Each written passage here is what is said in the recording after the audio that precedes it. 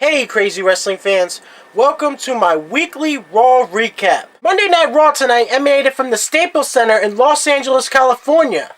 Anybody that did not know that, you're welcome. Tonight's Raw was not bad. Honestly, I do think they had a lot more talking than they should have. Let's just get into it here. We find out that Shane McMahon is in control of Monday Night Raw once again this week. But we don't know if it's going to be permanent or not. I don't really understand that. Honestly, I think they wing it half the time with their storylines. I really do. I just don't understand the logic in some of the stuff they do. But that's just the way I interpret it myself. Shane comes out and he thanks all the fans for all the support. Then he makes the following 3 announcements. These were big announcements. Natalya, who challenged Charlotte last week, will be facing Charlotte for the WWE Women's Championship. Then he announces there will be a tag team tournament to determine the #1 contenders for the New Day's WWE Tag Team Championships. That tournament started tonight on Raw. Also, since Sami Zayn got injured last week and was not able to compete because of Kevin Owens, he is given an opportunity to face AJ Styles. If Sami Zayn can defeat AJ Styles, it will be a triple threat match as opposed to a one-on-one match between Styles and Reigns. It will now be Sami Zayn, AJ Styles, and Roman Reigns for the WWE World Heavyweight Championship, if Sami Zayn were to win this match. As Shane is talking, Kevin Owens comes out. Kevin Owens says to Shane McMahon, "It's a good thing that this might be your last night running Raw, because if you think Sami Zayn deserves that type of opportunity, I think you may have knocked a few screws loose after jumping off that cell." That's what he says to Shane McMahon. Also, Owens demands a Intercontinental Championship rematch with The Miz. Within the last few years, WWE has been known to give immediate rematches to the champions. They basically say it's a rematch clause, and you get to cash it in within 30 days of losing your championship. Shane McMahon doesn't want to hear it. He says, "I'm running the show. If you want an Intercontinental Championship match, you have to go out and earn it." He says if he can defeat Cesaro, then he will be the #1 contender for the Intercontinental Championship. After a really hard-fought matchup between Cesaro and Owens, Cesaro hits Owens with the neutralizer, scoring the pinfall victory, making him the #1 contender for the Intercontinental Championship. We have guest star Dr. Phil tonight. Dr. Phil says to Charlotte basically what I've been saying this entire time.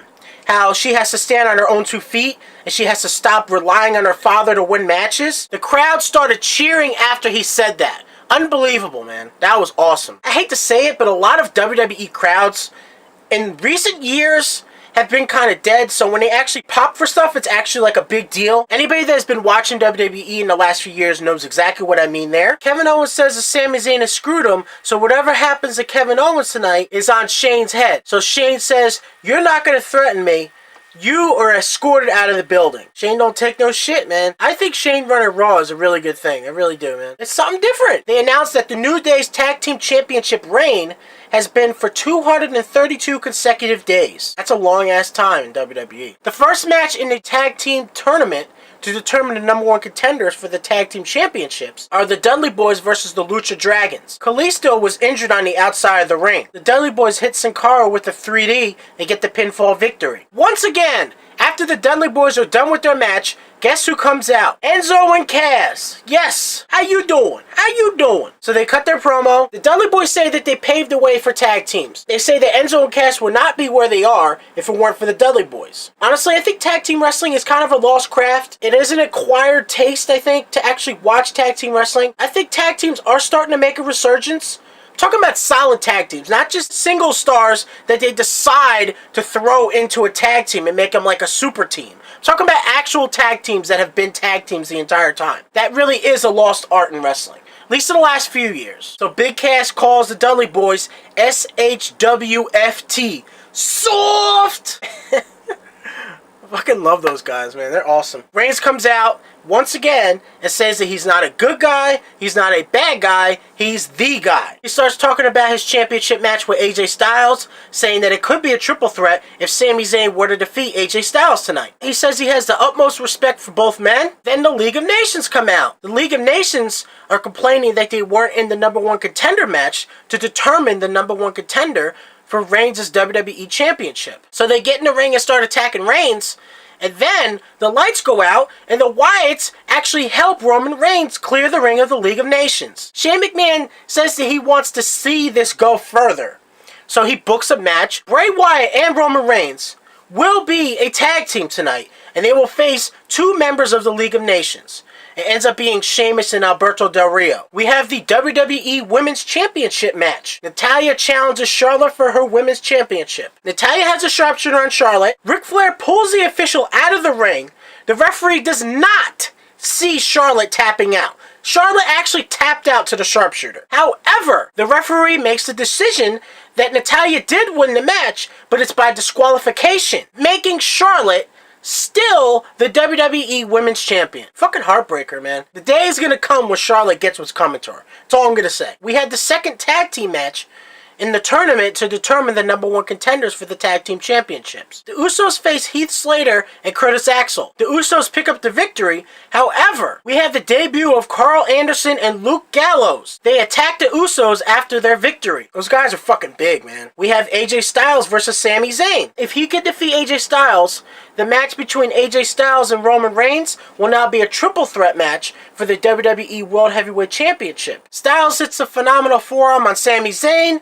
1, 2, 3. It is still a one-on-one match between Roman Reigns and AJ Styles. I think that's going to be a great match. I really do, man. That is going to be a classic. As far as Zayn, I don't really think that loss will hurt him too much. I don't think Sami Zayn is really ready to be in the main event picture yet.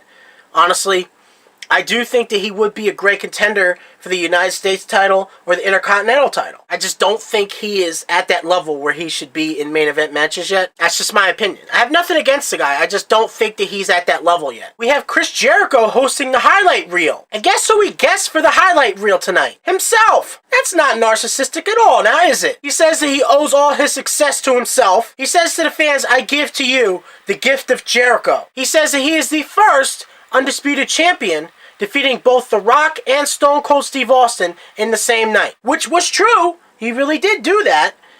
However, you know, he'll never let you live that one down. He says that he defeated AJ Styles, the number one contender for the WWE World Heavyweight Championship, in the biggest WrestleMania of all time. There's a potted plant that Jericho has setting on a stool. Ambrose music hits and he comes out with his own potted plant. Ambrose goes to hand him a note from Shane McMahon. Instead, he hands him a California speeding ticket. Ambrose says, wait, I need that. It's fucking stupid, man. Then he actually hands him the note from Shane McMahon saying that the highlight reel is officially canceled and now it's the Ambrose Asylum. He puts a piece of construction paper over the highlight reel monitor and says Ambrose Asylum. Both A's on both Ambrose and Asylum have the anarchy sign. Jericho says that his scarf costs $750. By him saying stuff like that, he's basically saying that he is above Dean Ambrose. Like, Dean Ambrose is beneath him. He's saying to leave his ring. Ambrose said, are you going to talk about your scarf again? Then he just hits him with dirty deeds, and that's it. Ambrose is the most random person in the world. I mean, he's funny, don't get me wrong, but he's just, like, so random. Like, he had a fucking speeding ticket. Like, what the fuck, man? What are you doing with your life? I thought I was random. He is a fucking random-ass motherfucker, man. He would probably be fun as hell to hang out with, though. Ambrose plays the character of not knowing what the fuck is going on. He's probably smarter than anybody in WWE. Mark my words. Anybody that's been following WWE in the last month or so knows that Goldust and R-Truth have been having these backstage segments. At first, Goldust said that he wanted R-Truth to become his tag team partner. Then R-Truth was the one trying to convince Goldust to become his tag team partner. They've been doing these backstage segments. It's basically comic relief for WWE. It's just another part of the show that they just throw on there, honestly. R-Truth said on SmackDown to Goldust that he promised Goldust an audition. Goldust was looking to have an audition because they're in LA tonight. Goldust says to R-Truth, and I find out we're in a tag team tournament? We're not a tag team. R-Truth says, that is the audition. We're a tag team. We're in the tag team tournament to determine the number one contenders. And then Goldust says, whose bright idea was this? Dr. Phil appears. He just looks at them and then he leaves. Honestly, he looked creepy as hell. I'm not gonna lie there. He looked fucking creepy as hell. At least we figured out one thing after all these segments that these two have had with each other. They are finally a tag team. We had Apollo Crews in action tonight as he took on Adam Rose. He did that spinning powerbomb again into a pinning combination. Apollo Crews gets the pinfall victory. That move's impressive, man. I think this guy's going to be around for a while. I really think Crews is going to have a future in WWE. So Bray Wyatt and Roman Reigns. Yes, Bray Wyatt and Roman Reigns are partners in this match, and they take on the League of Nations, which is Sheamus and Alberto Del Rio. The League of Nations almost steal a victory with assistance from Rusev on the outside. Immediately after that, the lights go out. Strowman and Rowan beat down Rusev, making sure that he will not interfere in this match anymore. Bray Wyatt hits Alberto Del Rio with Sister Abigail. Reigns hits Sheamus with a spear to prevent Sheamus from interrupting the pinfall. 1, 2, 3.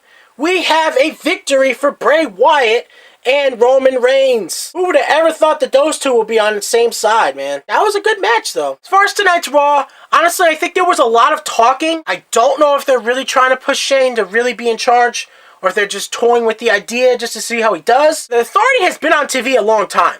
So, in reality, they probably really do want to have a little break. It's after WrestleMania. You want to change things up a little bit. So maybe Shane being in charge will be a good thing. I know he lost against The Undertaker. However, we know that at the end of the day, Vince really calls the shots. Just like he did last week, Shane lost the match to The Undertaker, and he still puts him in charge. He puts him in charge this week. Why did he put him in charge? Because he can.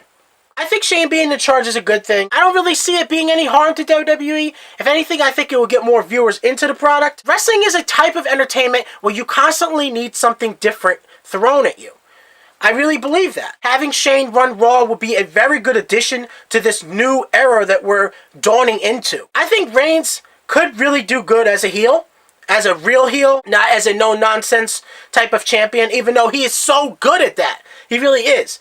But if they're going to constantly boo him, why not steer into the skid? Why not go there? Because I think he would be a really good heel. I don't know if they've ever really played with the idea of him being a direct heel to the point of having people want to hate him. You gotta remember, when he was in the Shield started out as a heel group. Somewhere along the way, the Shield just became popular. It happens like that sometimes. I have no idea why, but it just does. You have to play around and see what works. Have him turn on somebody. Make him be a heel. Just go with it and see what he does with it. Because he is the champion now, so he's basically running the show. He is the face of WWE, so that's it. Just see what happens, man. Anybody that did not watch this Raw, I do advise you to watch it. It was not a bad Raw tonight. It just could have been a little bit better. Honestly, I think they could have had maybe 1 or 2 more matches. Everybody enjoy SmackDown this Thursday. Enjoy Raw next week. Leave comments down below of your favorite matches tonight. Hit the like button if you liked it. If you didn't, whatever. I hope you enjoyed this video. I'm going to get the fuck out of here, and I will see you when I see you.